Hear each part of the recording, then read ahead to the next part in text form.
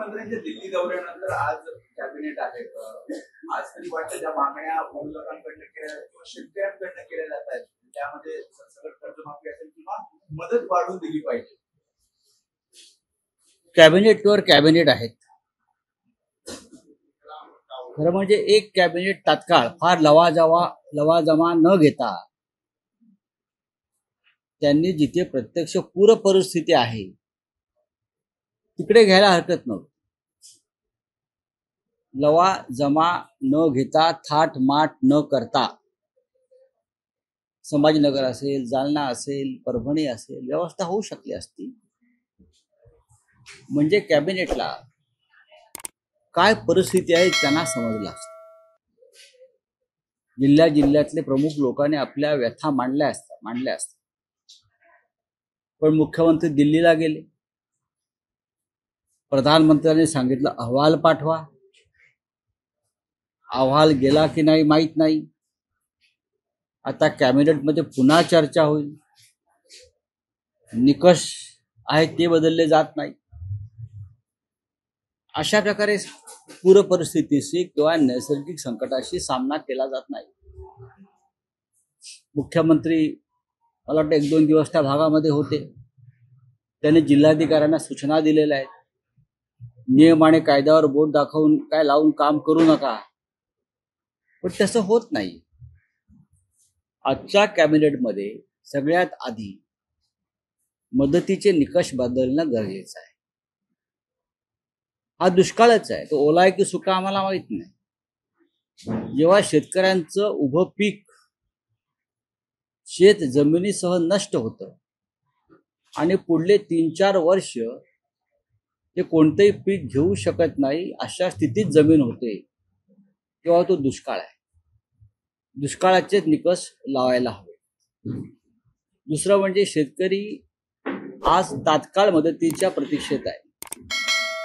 5-10 हजाराची मदत या परिस्थितीत ज्यांची घरदारं वाहून गेलेली आहेत, संसार वाहून गेले, त्यांना तातडीची 5-10 हजाराची मदत ही थट्टा आहे.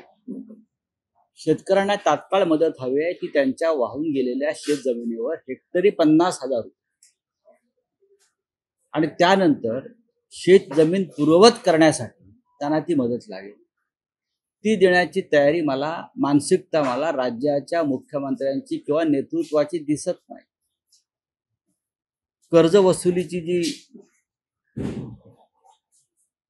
बँकांकडून जो दट्टा लावला जातो तो थांबवायला हवा.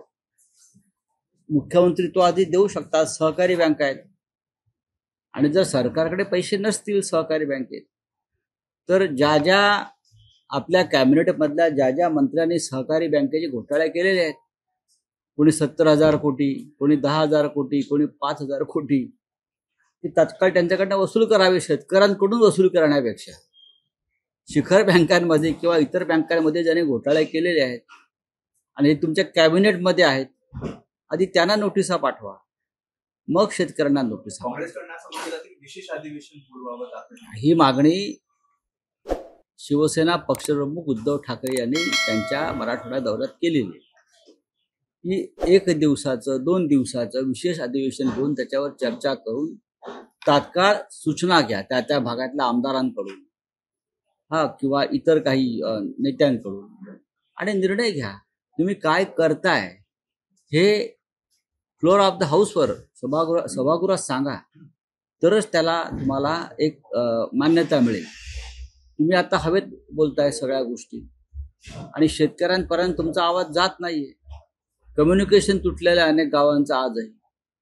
तेव्हा काँग्रेसची जी मागणी आहे ती समस्त विरोधी पक्षाची मागणी आहे की एक अधिवेशन तुम्ही तात्काळ घ्या दिवाळीच्या आधी, दसऱ्यानंतर तात्काळ किती वेळ लागतो आणि तुम्ही त्याच्यावर चर्चा घडवा ना त्या भागातल्या लोकांची. एकीकडे शेतकरी संकटात आहे, दुसरीकडे अहिल्यानगर असेल किंवा मग कोल्हापूर असेल, संभाजीनगर, काही ठिकाणी हिंदू मुसलमान कसं आहे की मराठवाड्यातल्या पूर परिस्थितीमध्ये सरकारचा जो बोजवारा उडालेला आहे, त्यांच्या मदतीचा म्हणा, त्यांच्या कार्यपद्धतीचा म्हणा, जो बोजवारा उडालेला आहे, त्यासाठी भारतीय जनता पक्षाच्या ज्या उपकंपन्या आहेत त्या अशा प्रकारच्या दंगली घडवायचा प्रयत्न करत आहेत. महाराष्ट्रातलं वातावरण खरं म्हणजे आता दंगलीपेक्षा पूर परिस्थिती, अतिवृष्टी ह्याच्यावर चर्चा करण्यासारखं असताना त्याच्यावरचं लक्ष विचलित करण्यासाठी किंवा सरकार कसं अपयशी आहे या सगळ्या मदत देण्यामध्ये, शेतकऱ्यांना दिलासा देण्यामध्ये, अहिल्यानगरमध्ये सुद्धा प्रचंड अतिवृष्टी आपल्याला माहीत असेल आणि अहिल्यानगरमधल्या महानगरपालिका हद्दीतल्या 450 कोटीचा भ्रष्टाचार आम्हीच बाहेर काढलेला आहे खड्ड्यांचा महानगरपालिकेचा, आणि ते प्रकरण आता न्यायालयात गेलं आता 2 दिवसापूर्वी. ते केलं म्हणून किरण काळे यांना अटक केली आमच्या. या सगळ्यावरचं लक्ष उडवण्यासाठी मग अशा दंगली घडवायच्या. बरं, दंगली घडवणारे कोण आहेत? आज जरी भाजपच्या टिळा लावून कोणी फिरत असले तरी कालपर्यंत ते काँग्रेस किंवा राष्ट्रवादीचेच नेते होते, पुढारी होते. हे बाडगे जे आहेत, बाडगे हिंदुत्ववादी, बाडगे जे आज टिळा लावून फिरतायत, ते अशा प्रकारच्या दंगली अहिल्यानगरमध्ये घडवत आहेत. हा देश हिंदूंचा आहे. या देशामध्ये हिंदुत्ववाद राहणार आणि प्रभावीपणे राहणार हे आम्ही सांगतो आहोत. या हिंदुत्ववाद्यांनी ज्यांनी दंगली घडवल्या काल, त्यांनी पाक पाकिस्तानला विरोध नाही केला. त्यांनी हिंदुस्थान पाकिस्तान मॅचला विरोध केला नाही. आज आपण पाहिलं असेल की त्या सामन्याचं मानधन पाकिस्तान खेळाडूंनी तिकडल्या एका प्रमुख दहशतवाद्याच्या संस्थेला, संघटनेला दिलंय, त्या मसूद अझहरला दिलंय. आपण पाहिलं असेल. या गोष्टींना विरोध करण्याची हिंमत नाही यांच्यामध्ये. जे दंगली घडवतायत आता महाराष्ट्रात अहिल्यानगरसह सर्वत्र, हे भंपक आणि बोगस हिंदुत्ववादी आहेत, ते ढोंगी लोक आहेत. अनेक गोष्टी चर्चेतून सुटू शकतात, पण प्रशासनाला सुद्धा आदेश आहेत की तणाव निर्माण होईल अशा प्रकारचे निर्णय, प्रश्न सोडवू नका. पोलिसांनी अशा प्रकारचं वर्तन करणं हे लॉ अँड ऑर्डरसाठी योग्य नाही.